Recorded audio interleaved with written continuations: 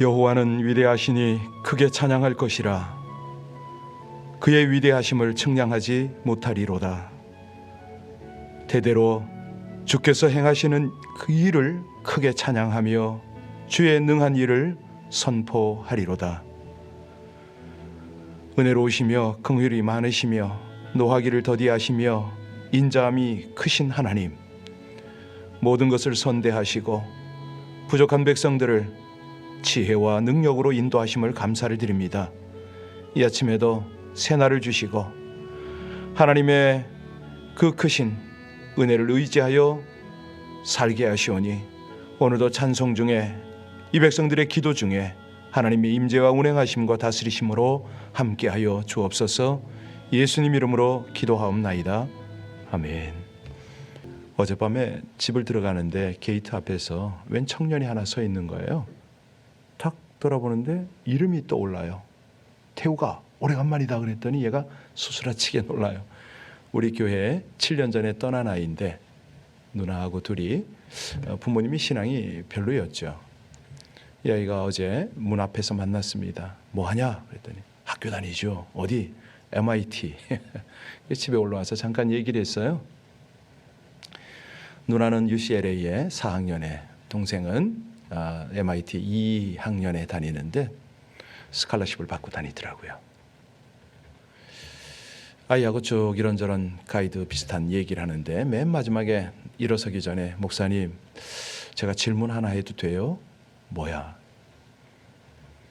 진로와 여러 아이들의 경쟁 때문에 제가 좀 벅찹니다.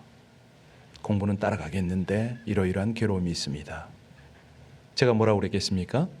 이거는 그 학생의 문제가 아니고, 참 이상하죠. 하나님께서 그 아이를 7년 만에 봤는데 이름을 떠오르게 하시더라고요. 아이도 놀라고 저도 놀랐어요. 우리 하나님이 신실하셔서 그런 일을 행하시는데 학생뿐만이겠습니까? 온 성도들, 우리 청년들 연말이 되면 많이 헤맬 겁니다. 그때 세상 풍조에 휩쓸리지 말고 하나님을 의지하고 말씀 묵상하고 기도하면서 방향을 잡아야죠. 오늘 아침에 그 기도가 되더라고요. 하나님께서 이 연말 또 연초를 준비하면서 온 성도들이 그저 유튜브고 세상 연속극이고 이런 쪽보다는 성경 말씀을 붙잡고 기도하다가 하나님이 주시는 비전, 하나님이 주시는 삶의 방향, 하나님이 주시는 약속의 말씀, 이걸 꽉 붙들면 얼마나 좋을까, 이 마음이 들고 중보가 되었습니다. 여러분 함께 기도해 주시길 바랍니다. 온 성도들이요, 마음을 다잡고 하나님 앞에서 한 해를 말씀 가운데 기도 가운데 마무리하고 하나님이 주시는 말씀과 그 비전과 약속을 붙들고 새해를 시작할 수 있게 해달라고 새벽 기도에 힘쓰고 하나님의 말씀에 집중하고 그렇게 할 수 있게 해달라고 우리 합심으로 간절히 주님 앞에 기도 올리겠습니다. 아버지 하나님, 하나님의 은혜와 하나님의 인도를 감사를 드립니다. 성령 하나님께서는 신실하셔서 이 백성들의 필요를 너무나 잘 아시고 때를 따라 도우시는 하나님의 그 놀라운 인도하심을 나타내심을 감사를 드립니다. 사랑하는 우리 자녀들, 우리 청년들, 우리 성도님들 한 분 한 분의 삶이 우리 하나님의 은혜 없이는, 하나님의 인도함이 없이는 단 한순간도, 정말 한 치 앞도 알 수 없음을 고백합니다. 하나님, 우리 성도님들이, 우리 모든 청년들이 하나님의 말씀을 붙잡고 묵상하고 기도하다가 한 해를 잘 마무리하고 새해를 맞이할 수 있도록 하나님 그런 은혜 주시기를 간절히 원합니다.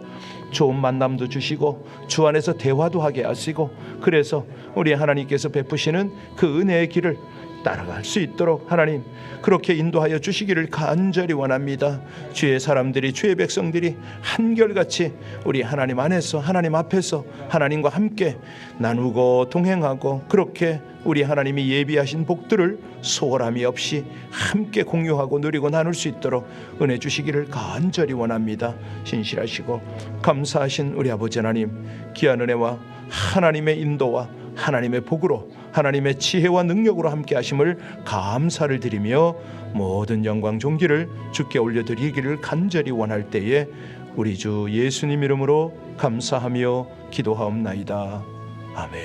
아멘. 욥기 38장 1절로 21절의 말씀을 같이 읽겠습니다. 욥기 38장 1절로 21절의 말씀입니다. 그때 여호와께서 폭풍우 가운데서 욥에게 말씀하여 이르시되 무지한 말로 생각을 어둡게 하는 자가 누구냐?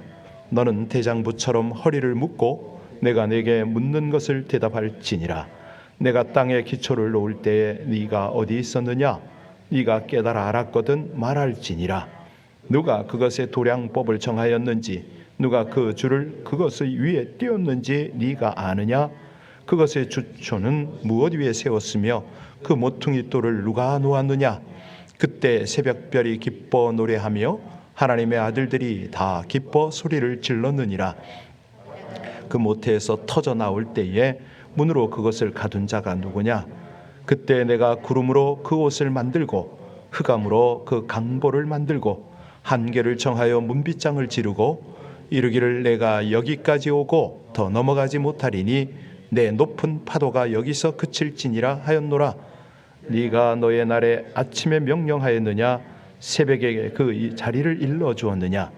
그것으로 땅 끝을 붙잡고 악한 자들을 그 땅에서 떨쳐버린 일이 있었느냐?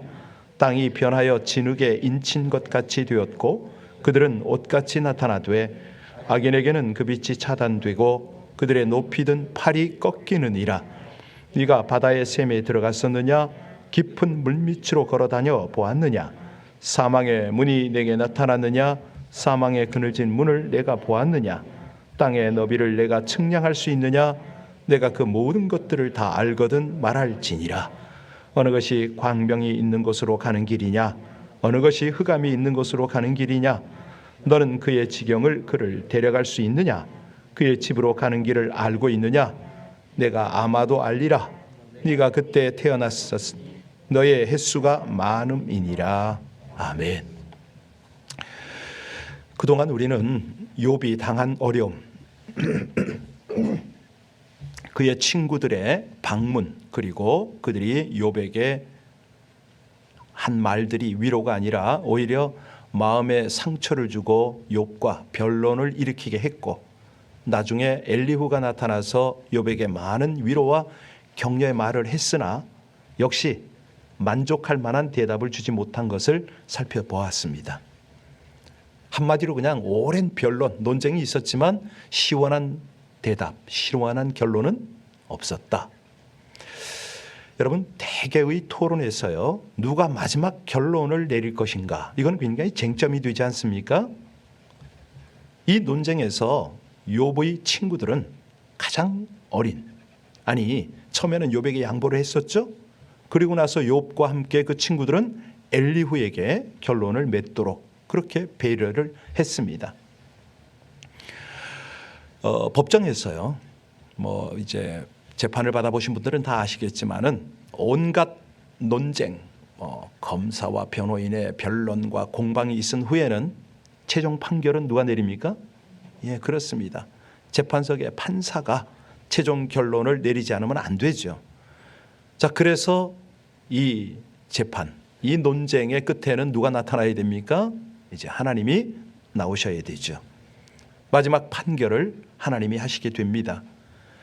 그런데 이 구약성경 욥기를 쭉 보면요, 이 38장에 와서는 대변혁이 일어나요. 그냥 굉장한 변화가 일어납니다. 크게 바뀌어요.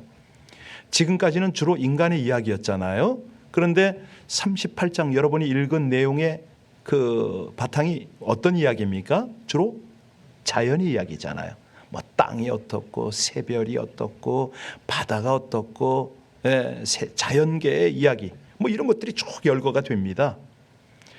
물론 37장에서 엘리후의 이야기 때에 이미 살짝 여운을 깔아놨었어요. 번개불이 나오고 눈, 비, 폭풍우 뭐 이런 것들이 등장하면서 분위기를 살짝 띄우더니 38장에 와서는 대전환을 이루죠. 하나님께서 이런 연출을 쭉 하고 계십니다. 오늘 이 본문을 보면서 이제 몇 가지 교훈을, 은혜를 얻으려고 하는데요. 먼저 전제는 뭐냐면 이 모든 상황을 하나님께서 침묵 가운데 지켜보고 계셨다는 거 아닙니까? 예, 아주 면밀하게 지켜보고 계셨습니다. 안타까운 마음으로 지켜보고 계셨죠. 언제 개입할까? 뭐 이렇게 헤아리면서 지켜보셨다. 이것이 오늘 본문의 교훈 아닙니까? 1절 보십시다. 1절 다시 보고 들어갑니다.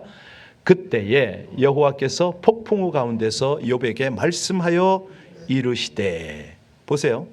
우리 하나님께서 욥기서에서는 어디에 등장하셨습니까? 2장에 등장하셨죠. 잠깐 등장하셨습니다. 그때 누구와 대화하셨습니까? 사단과. 그리고 나서 38장에 등장을 하시네요. 자, 그러면 우린 여기서 궁금합니다. 이 욥이 그렇게 어려움을 당할 때 하나님은 어디 가셨다 오셨을까? 욥이요, 얼마나 안타까웠으면 하나님 앞에 부르짖었잖아요. 안타깝게 부르짖었습니다. 욥기서 13장 32절에 보면 그리하시고 주는 나를 부르소서 내가 대답하리이다. 혹 내가 말씀하게 하옵시고 주는 내게 대답하옵소서. 아니 얼마나, 아마 이때의 분위기는 욥이 가슴을 치면서 옷을 찢으면서 그렇게 안타까이 부르짖었는지도 모르죠. 욥기서 30장 20절에도 보면요, 내가 주께 부르짖으나 주께서 대답하지 아니하시오며 내가 섰사오나 주께서 나를 돌아보지 아니하시나이다. 아니 우리가 2장 3절에 보면 그런 말씀을 하셔요. 하나님이 하나님을 사랑하는 욥이 더구나 하나님 자신이 내 종이라고 부르고 그와 같이 온전하고 정직하여 하나님을 경외하여 악에서 떠난 자가 없다. 칭찬하셨잖아요. 자랑하셨잖아요. 그런데 어쩌자고 이렇게 안타까이 부르짖는 이 욥을 만나질 않으시는가? 대답하지 않으시는가? 어떻게 된 건가? 우리는 이 부분에 있어서는 궁금해야 합니다. 졸지도 아니하시고 주무시지도 아니하시는, 외면하지 아니하시는 하나님께서 욥의 고통을 지켜보고 계셨을 거 아닙니까? 아니 우리가 생각하기에는 분명히 안타까이 보고 계셨을 텐데 왜 이렇게 오래 계시다가 이제 나오냐 이 말씀입니다. 1절에 보니까 시작을 어떤 단어로 시작합니까? 그때에. 그때란 어떤 때입니까? 가장 적합한 때에. 그 말씀이죠.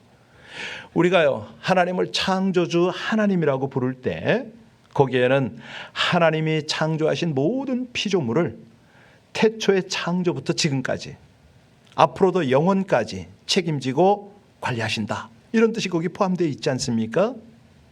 그러니까 내가 겪는 고통을 돌아보시고 하나님이 개입하셔야 할 때에 개입하시는 그 하나님. 이 하나님을 보면서 정말 전능하신 하나님이다. 이걸 우리는 다시 한번 보게 되죠. 여기요, 욥이 받는 고난은 하나님이 허락을 하신 거 아닙니까?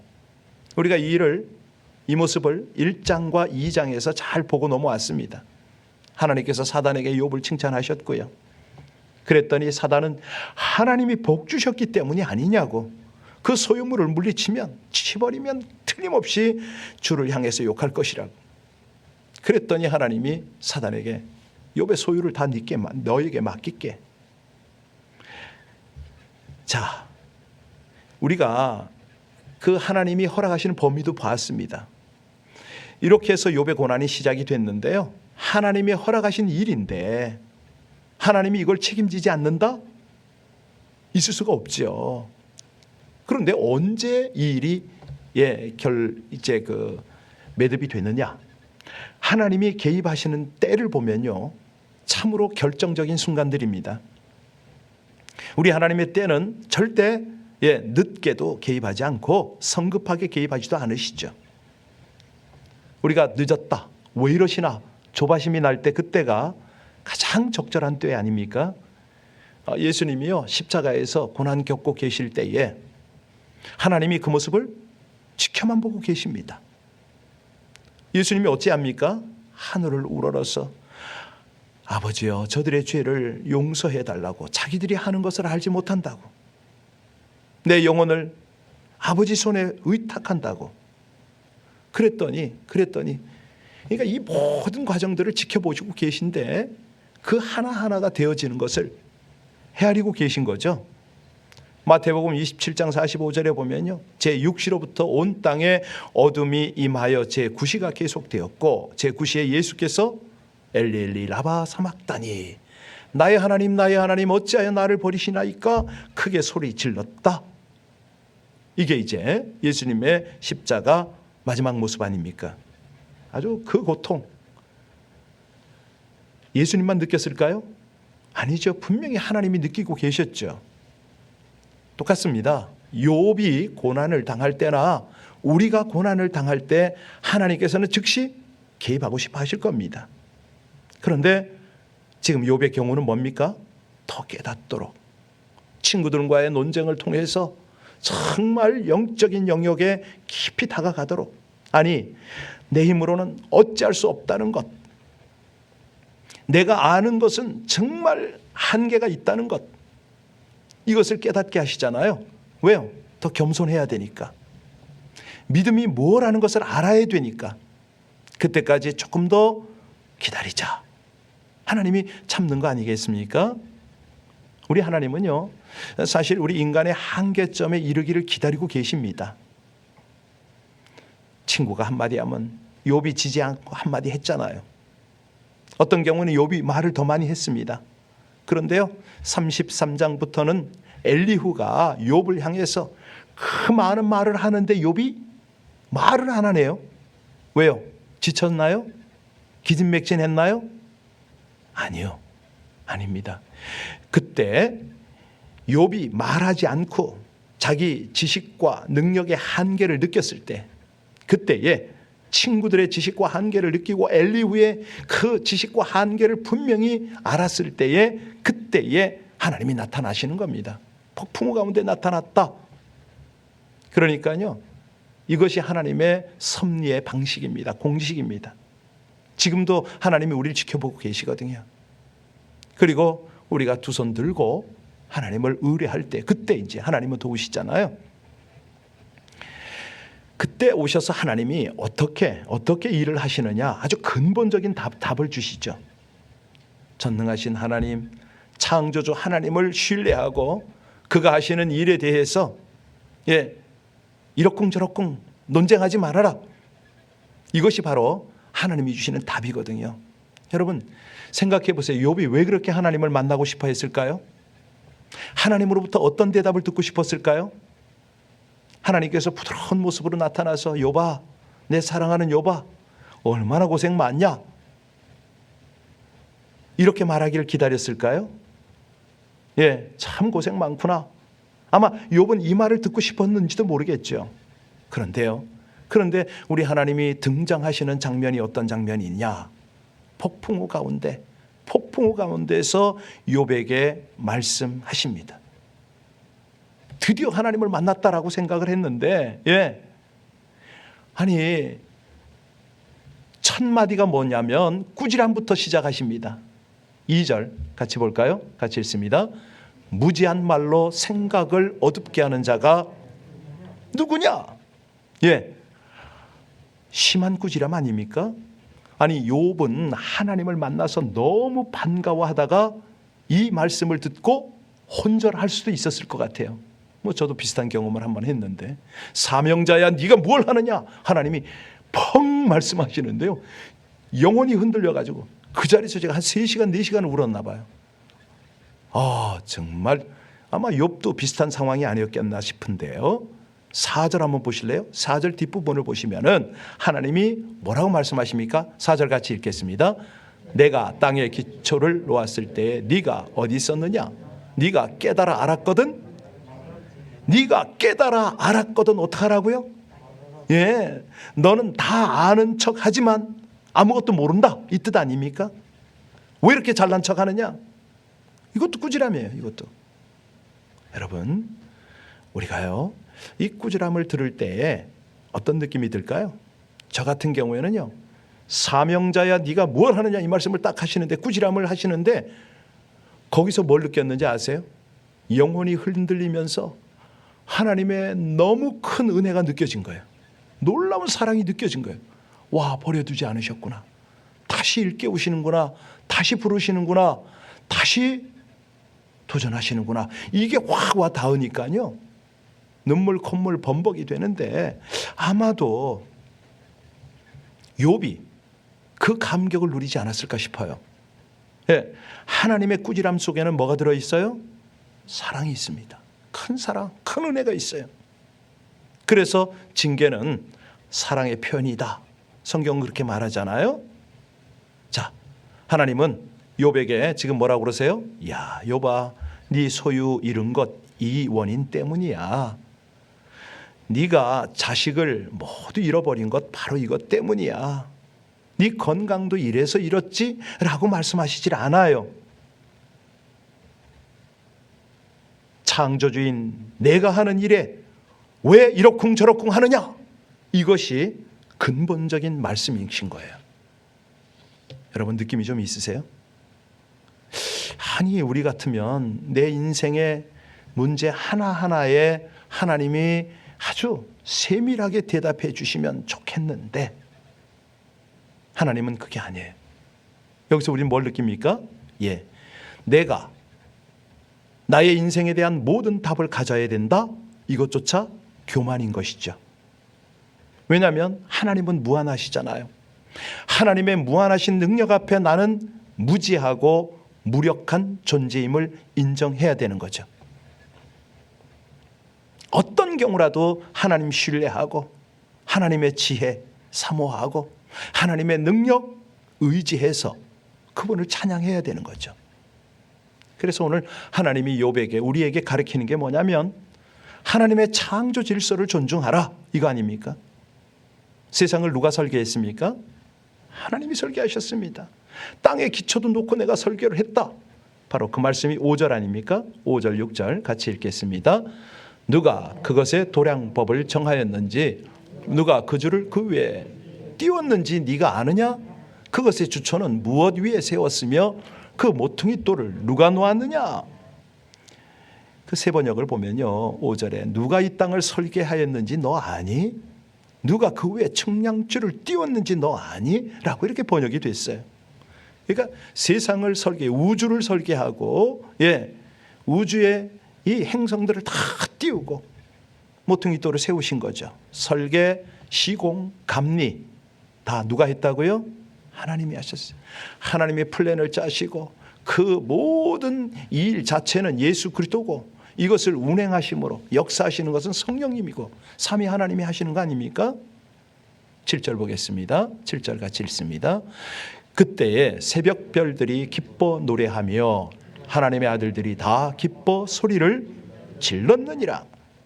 사실 이걸 이제 어떻게 여러분들이 이해하실지 모르겠는데 여기서 새벽별은 하나님의 아들들이 천사들 뭐 이렇게 그냥 뭐 함께 하나님 정말 설계 잘하셨습니다. 작품입니다. 이런 뜻으로 우리가 받아들일 수가 있죠. 사실 가끔 제가 말씀드리지만 나무잎들이 저렇게 바람에 흔들리고 춤추는 것은 다 하나님을 찬양하는 거라고 우리가 그렇게 보면 그게 정확하다고 말씀드렸습니다. 왜? 하나님의 지으신 창조물, 피조물이 하나님을 찬양하는 당연하니까. 그들이 노래하고 춤추도록 바람은 불어주는 거거든요. 자, 시편에 나와 있습니다. 146편 나중에 시간 되면 읽어보시고요. 여기서도 똑같습니다. 하나님의 모든 창조 세계가 그분을 찬양하거든요. 아주 치밀한 하나님의 설계, 시공, 감리가 다 하나님을 찬양할 수밖에 없죠. 하나님께서 바다를 지을 때는 여기부터 바다고 여기서부터 육지다. 한계도 정하시고요. 바닷물 너는 여기까지 오고 넘어오지 못한다. 경계를 그으시는 거죠. 그러니까 이게 무슨 얘기냐면 하나님이 경영하는 세상 일에는 하나님이 정하신 한계가 있다는 겁니다. 그래서 그 한계를 지키려는 거예요. 사람들의 지식과 지혜가 아무리 발달해도 뭐 디지털 시대를 이루고 생명공학 문제에 개입이 되어도 지켜야 할 한계가 있다는 겁니다. 사실 우리가 끝없는 우주를 향한 도전을 하고 뭐 신개발품 뭐 이런 것들을 계속 개발을 하는데 아무리 해도 한계가 있습니다. 피를 만들기를 합니까? 생명을 만들기를 합니까? 그런데요, 이 바닷물의 한계가 부분적으로 무너지는 걸 우리가 뭐라고 그러죠? 해일이라고 그러잖아요. 해일이 얼마나 무섭습니까? 이게 무슨 메시지냐면 사람이 지켜야 할 한계를 지키지 않으면요 정말 무서운 재앙을 만난다 이 말입니다. 여러분, 사람에게 주어진 기본적 한계가 뭐죠? 선악과거든요. 선악과. 우리에게 자유의지가 주어져서 그건 지켜야 됩니다. 하나님과의 약속이니까. 그 한계를 넘어서는 그 순간부터 인간의 비극적 참상이 시작이 되는 거죠.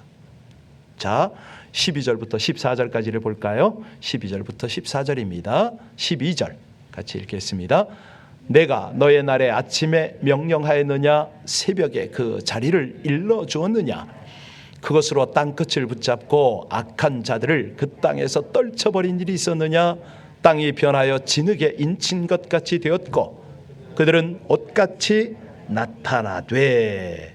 예, 아주 시적인 표현 아닙니까? 여러분에게는 하루 중에 가장 아름다운 시간이 어느 시간입니까? 예, 새벽 시간이죠. 예, 그러니까 산 위에서 새벽이 쫙 밝아오는 거 보시면 일출, 뭐 동해안에 우리 정동진 같은데 저는 이제 바닷가에서 자랐잖아요. 강원도에서 일출을 늘 보고 자라거든요. 정말 장관입니다. 이런 표현이 가능한 거죠. 그러니까 하나님의 지혜가, 하나님의 경영이, 하나님의 역사가 느껴지는 것이 새벽 같다는 거예요. 우리 새벽 예배를 드리고 새벽을 깨우는 여러분들의 가장 큰 은혜와 복이 바로 이거 아니겠습니까? 우리가요, 새벽을 맞이할 때마다 이 14절 말씀 다시 한번 읽어볼까요? 같이 읽겠습니다. 땅이 변하여 진흙이 인친 것 같이 되었고 그들의 옷은 옷같이 나타나되. 얼마나 멋집니까? 이 가슴 벅찬, 정말 충만한 하나님의 아름다움을 쫙 여기면서, 예, 하나님의 창조와 섭리와 경륜은 너무나 놀랍습니다. 이것이 이제 하나님을 경외하고 사랑하는 표현 아니겠어요? 예, 그럴 때에 우리가 이 종적인, 횡적인 이 하나님 사랑, 영혼 사랑, 이게 이웃 사랑, 이게 가능한 것이죠. 하나님이 창조하신 것을 다 사랑할 수밖에 없잖아요. 하나님의 경륜을 더 관심을 가지고 깊이 들어가잖아요. 이 연말과 연시 하나님의 말씀 속으로 깊이 들어가고 하나님의 지혜를 간절히 구하고 무엇보다도 하나님의 능력 안에서 살아가는 저와 여러분들 되시기를 주의 이름으로 간절히 축원합니다. 우리 기도하시겠습니다. 인간의 안목으로 이해하거나 평가할 수 없는 능력과 지혜의 하나님, 땅과 바다의 만물을 지으시고 다스리시는 주관자 되신 하나님의 은혜와 능력 안에서 살아가게 하심에 감사와 찬양과 영광을 올려드립니다. 욥을 향하여 폭풍 가운데서 질문하시는 말씀을 묵상하며 죄를 대속하시고 사망 권세를 물리치고 완전한 구원을 베푸시는 놀랍고 신비한 섭리의 비밀들을 보여주셔도 그 뜻을 다 알 수 없음을 고백하오니 저희의 무능과 무지를 불쌍히 여겨 주시옵소서. 하나님의 위대하심을 날마다 묵상하며 더욱 깊이 깨우쳐가는 참된 지혜와 위로와 소망을 얻고 담대한 믿음으로 세상을 살아가기를 간절히 원할 때에 우리 주 예수님 이름으로 기도하옵나이다. 아멘. 하나님의 지혜와 능력으로 이끌미 받는 이 새벽 되도록 우리 자녀들과 우리 이웃들과 우리 사랑하는 성도들, 하나님의 몸된 교회가 하나님의 지혜와 능력으로 더욱 견고하고 든든히 서갈 수 있도록 우리 이 시간에 합심으로 간절히 기도할 때 창조의 하나님 아버지께 감사드립니다. 부름받은 자녀답게 하나님의 전에서 찬송하고 기도하고 하나님을 경외할 때에 하나님의 은혜가 함께 하옵소서. 우리 합심으로 간절히 기도 올리겠습니다. 은혜의 하나님을 찬송합니다. 아버지 하나님, 사람의 생각을 가지고 욥처럼 하나님을 찾았지만 응답 없는 하나님을 원망하며 우리 하나님 탓을 하며 살아왔던 많은 날들을 회개합니다. 허물 많은 죄인을 용서하여 주시고 자기 지식, 자기 능력이 전부이냐 그렇게 교만하고 방자했던 날들을 하나님 앞에서 회개합니다. 불쌍히 여겨주시고 이 아침에 하나님의 긍휼과 은혜로 하나님의 지혜와 능력으로 함께하여 주시는 귀하고 복된 새벽이 되기를 간절히 원합니다. 주여, 창조의 주여, 온 만물을 지으시고 하나님의 때에 정확하게 이 가운데 함께하여 주셔서 하나님의 지혜로 하나님의 능력으로 모든 일을 이끌어 주시는 아버지 하나님, 참으로 이 아침에 욥처럼 주를 바라보며 기도하기를 원합니다. 아버지 하나님, 우리 영혼 가운데 질문하실 때에 우리 아버지 하나님의 그 큰 사랑을 느끼고 그렇게 기도하기를 간절히 원하오니 은혜를 입혀 주시옵소서.